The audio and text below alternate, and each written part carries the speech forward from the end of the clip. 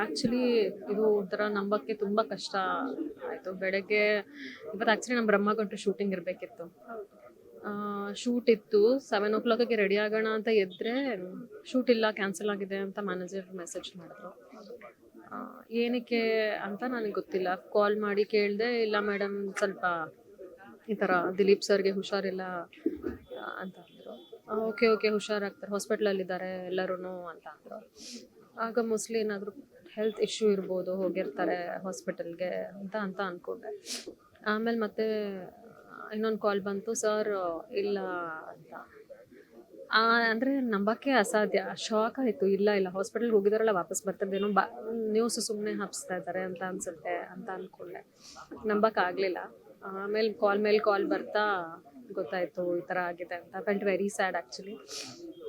Last ಇಲ್ಲೇ ಇದೆ ಅವ್ರ ಮನೆಯಲ್ಲೇ ನಾವೆಲ್ಲ ನಮ್ಮ ಟೀಮು ಒಟ್ಟಿಗೆ ಇಲ್ಲಿ ಬಂದು ನಾವು ಅವ್ರ ಪ್ರೊಡಕ್ಷನಲ್ಲಿ ಕೆಲಸ ಮಾಡಿ ನಮ್ಮದು 300 ಎಪಿಸೋಡ್ಸ್ದು ಇಲ್ಲಿ ಅವ್ರ ಮನೇಲಿ ಗಣೇಶ ಹಬ್ಬ ಟೈಮಲ್ಲಿ ಎಲ್ಲರಿಗೂ ಕರೆದು ಇಲ್ಲೇ ಊಟ ಹಾಕಿದ್ರು. ನಾವೆಲ್ಲ ಇಲ್ಲೇ ಕೂತ್ಕೊಂಡು ಊಟ ಮಾಡಿ ಚೆನ್ನಾಗಿದ್ದೀರಾ ಅಂತೆಲ್ಲ ಮಾತಾಡಿಕೊಂಡು 300 ಎಪಿಸೋಡ್ಸ್ ಮಾಡಿದ್ದೀವಲ್ಲ ಅದ್ರ ಸೆಲೆಬ್ರೇಷನ್ ಅಂತ ಹೇಳಿ ಇಲ್ಲೇ ಅವ್ರ ಮನೆಗೆ ಲಾಸ್ಟ್ ಟೈಮ್ ಅವಾಗ ಬಂದಿದ್ದು. ಆಮೇಲೆ ಇವತ್ತು ಇಲ್ಲಿ ಹೀಗೆ ಬರಬೇಕಾಗತ್ತೆ ಅಂತ ಅಂದ್ಕೊಂಡಿದ್ದೆ. It's very unfortunate. I don't know why god is so unfair. ಕೆಲವು ಸತಿ ದೇವರ ಮೇಲೆ ಕೋಪ ಬರುತ್ತೆ ಅಷ್ಟೇ. ಈಗ ನಮ್ಮ ಕೈಯಲ್ಲಿಲ್ಲ. ಅನ್ಸುತ್ತಾ ಅವರ ಫಿಟ್ನೆಸ್ ಅವರಿಗೆ ಶಾಪ ಅಂದ್ರೆ ಇತ್ತೀಚಿನ ದಿನಗಳಲ್ಲಿ ಈ ತರ ಫಿಟ್ನೆಸ್ ವಿಚಾರಕ್ಕೆ ಬಂದಾಗಲೇ ಎಲ್ಲ ಅಂದ್ರೆ ಹಾರ್ಟ್ ಅಟ್ಯಾಕ್ ಕೇಸ್ಗಳು ಜಾಸ್ತಿ ಆಗ್ತಾ ಇದೆ. I don't know, I am nobody to say that.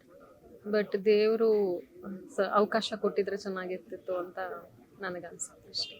ಅಂದ್ರೆ ಅವ್ರನ್ನ ಮೀಟ್ ಮಾಡಿದಂತಹ ಸಂದರ್ಭದಲ್ಲಿ ವೆರಿ ಪ್ಯಾಷನೇಟ್. ಅವರು ನಮ್ಮ ಇನಿಷಿಯಲ್ ಎಪಿಸೋಡ್ಸ್ ಎಲ್ಲ ಅವರೇ ಡೈರೆಕ್ಟ್ ಮಾಡ್ತಿದ್ರು. ಅಂದರೆ ಅವ್ರ ಕೆಲಸದಲ್ಲಿ ಎಷ್ಟು ತಲ್ಲೀನರಾಗಿರ್ತಿದ್ರು ಅಂದರೆ ಪಾಸ್ಟ್ ಟೆನ್ಸಲ್ಲಿ ಮಾತಾಡೋಕ್ಕೆ ಬೇಜಾರಾಗ್ತಿದೆ actually. I use to be very passionate about his work.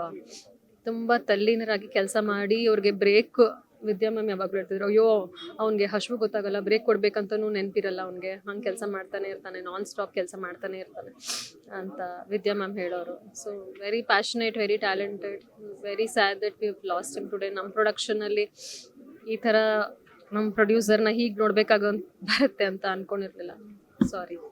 ನೀವು ಸಣ್ಣ ಆಗಬೇಕಲ್ವಾ? ಅದು ಒಂದು ಉತ್ತಮ ಆಹಾರದಿಂದ ಸಣ್ಣ ಆಗಬೇಕಲ್ವಾ? ಪ್ರತಿದಿನ ನಮ್ಮ ಜೀನಿ ಸ್ಲಿಮ್ನ ಯೂಸ್ ಮಾಡಿ ಯಾವುದೇ ಸೈಡ್ ಎಫೆಕ್ಟ್ ಇಲ್ದಂಗೆ ನೀವು ಸಣ್ಣ ಆಗ್ತೀರಾ.